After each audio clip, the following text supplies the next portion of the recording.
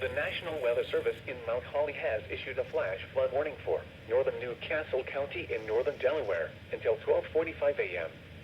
At 8:45 p.m., Doppler radar and automated rain gauges indicated thunderstorms producing heavy rain. The Christina River at Coots Bridge is near flood stage. Between 1 and 1.5 inches of rain have fallen.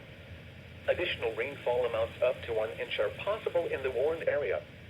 Hazard, flash flooding caused by thunderstorms. Source, radar and automated gauges.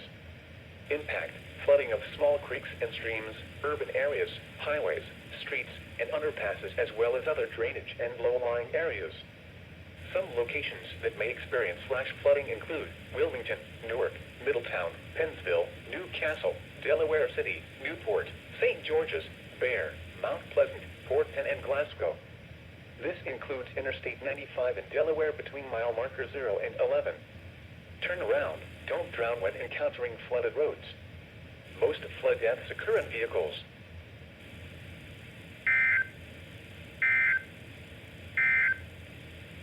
The following